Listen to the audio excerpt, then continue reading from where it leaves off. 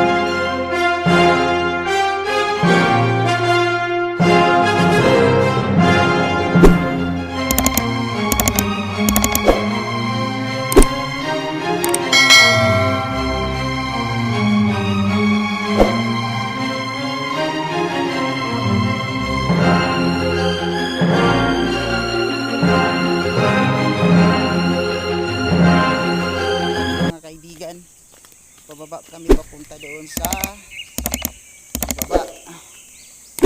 Ito yung daan. Medyo matirik. Medyo matirik. Mother's Day na pala ngayon, no? Bukas. Bukas.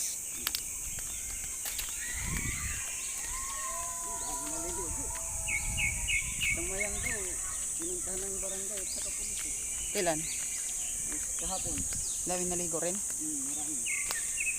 Punta kami sa baba mga kaibigan, may paliguan doon. Ito yung daan. Masyadong matirik po yung daan. Sabi ng anak mo? Sabi ng anak, pumunta sila? Ito. Yan. Dito ang delikado. Pagkamali ka talaga rito. Grabe katirik ang daan mga kaibigan, no? Hindi pa yung ilalim.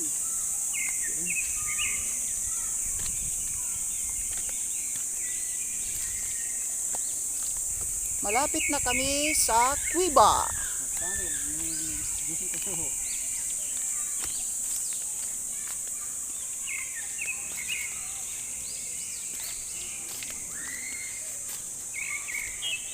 Medyo nasira na po yung daan dito. Hindi na gaya dati. Oh.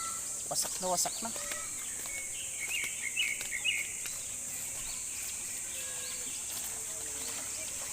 Good morning.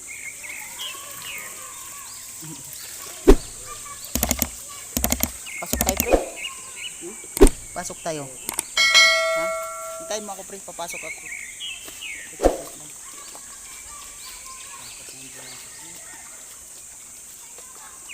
Ba't di namatay? Yun po mga kaibigan. Yan po ang pinakamagandang view dito sa tapat ng Cuiba. Yan. At yung doon sa kabilang side po, andun po yung kabilang butas. Yan, oh. Medyo may kalayuan dito. At dito naman sa tapat ko, sa bandang giliran ko, ito naman yung isang butas mga kaibigan. Yan. Oh, malalim. Yan.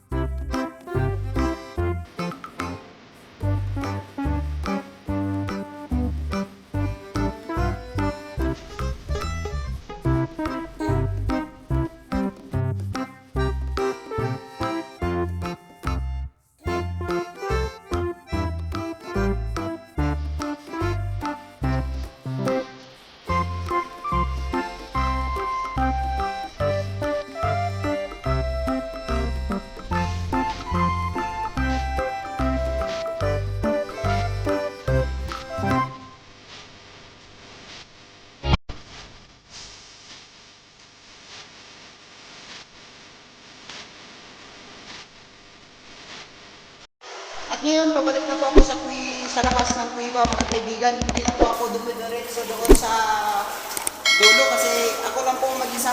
Parang kinakabahan po ako kasi madilim. Madilim po dito sa loob. At hindi ako nagkakamali na sa mga 10 kilometro yata ito mahigit. Medyo may kalayuan po ito. Kaya hindi na po ako dumiretso kasi nakakatakot. At ako lang mag-isa.